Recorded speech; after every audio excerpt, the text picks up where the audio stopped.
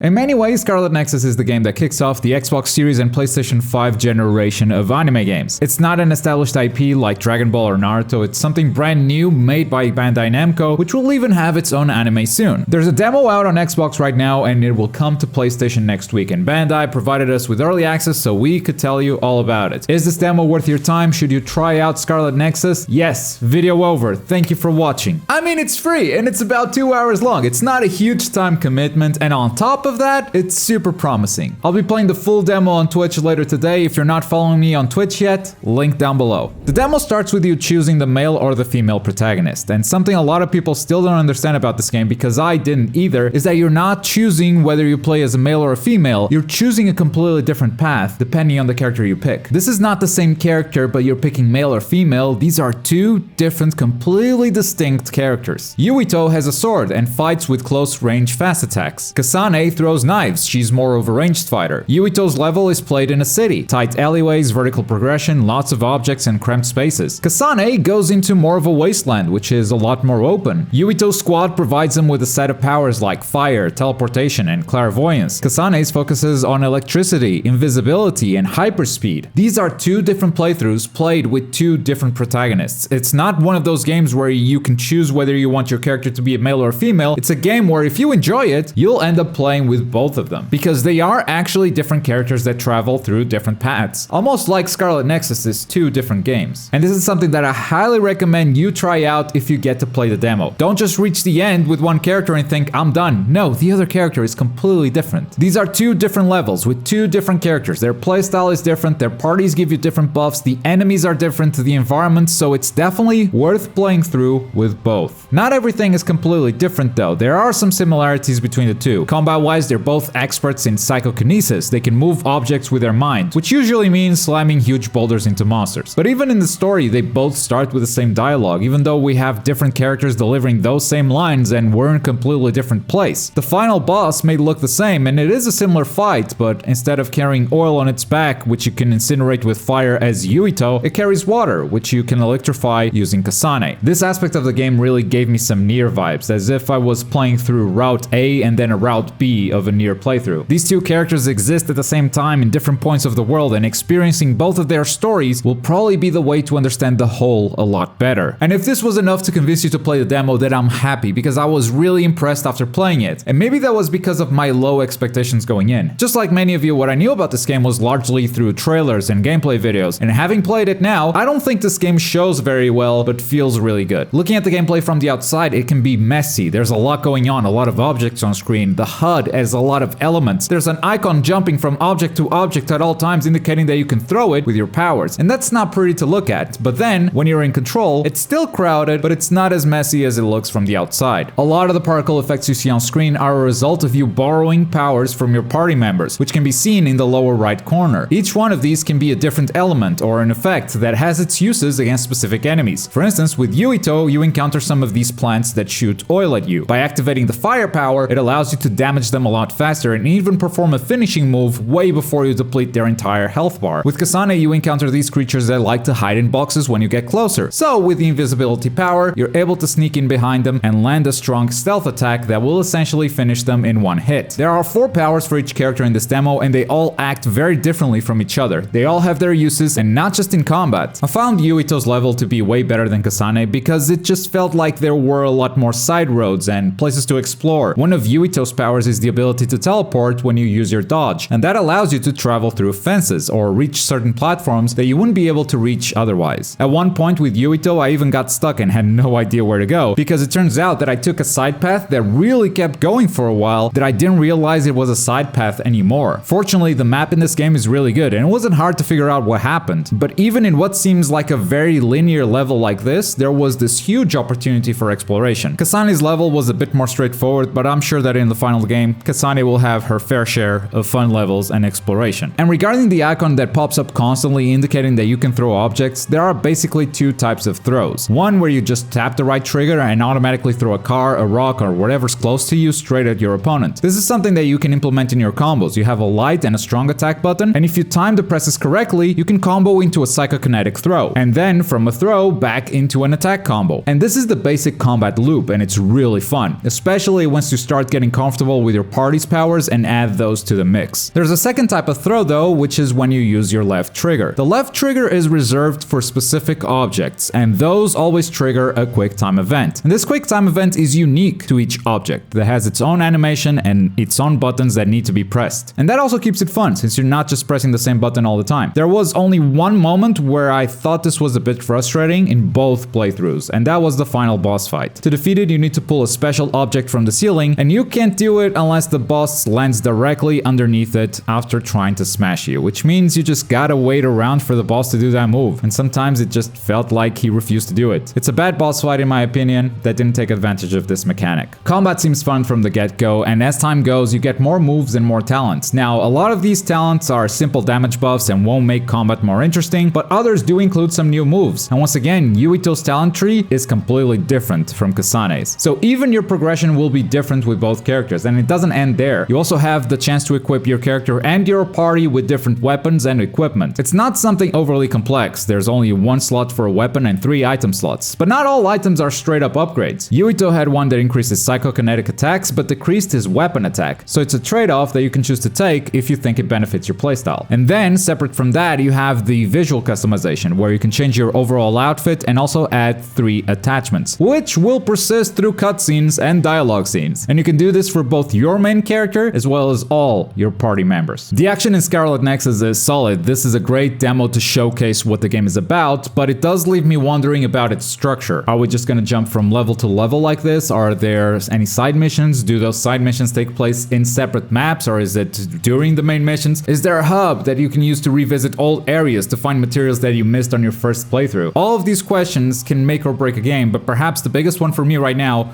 is the story. I like the way the story is presented overall. You have some action cutscenes, but a lot of the dialogue scenes are presented like this, with this new approach to that visual novel style, to that budget cutscene that we see time and time again in anime games. And I gotta say, I love the style on this one. I also like the way it transitions from action cutscene to this style and vice versa. Narratively, it doesn't have enough time to shine in my opinion. It didn't leave me curious about any plot points. It's fairly straightforward. I love the character designs, but outside of just assigning them some shonen archetypes, there's not much of a developed personality to each one of them yet. It's a short demo, so it's understandable that they can't do everything. But what I'm most curious about right now is the dynamic between both protagonists. As I mentioned before, even though you're interacting with different characters in a different setting, sometimes the dialogue can be extremely similar. Can you hear me? I'm able to communicate telepathically within a 500-kilometer radius without the system's assistance. My power allows me to communicate telepathically without the system's assistance, up to around 500 kilometers. Now, this can either be lazy writing where they just copy-pasted the script for both characters, or there could be something extra, something beneath the surface, something that links these two characters in a way that isn't obvious at first. But with all honesty, we won't know until the final game comes out. And to wrap things up, I played this on an Xbox Series X. The game ran perfectly fine. I had one minor visual glitch that kind of fixed itself, and other than that, ran at 1080p 60 frames per second without a single performance dip, no matter how crazy the particles and the objects on screen would get. In fact, they seem to be targeting 4K 60, but my 4K monitor isn't here yet, so I played it in 1080p. I also really like the amount of options in the options menu, which include things like motion blur, multiple HUD options, camera sensitivity settings, and it seems that you can customize every single button to your preference too. Bottom line, play Scarlet Nexus if you have the chance. The demo is definitely worth your time. It left me way more excited for a game that I was sort of lukewarm about. It helped me understand some of the confusion in the trailers. It's a lot easier for me to understand the concept they're selling right now, and honestly, I'm on board. And if you're not gonna have the chance to play it, come by my Twitch channel later today. I'll be playing through the entire demo, answering questions, and testing the limits of what I can do in this very short demo. And as always, thank you very much for watching. My name's Globku, and I'll see you next time.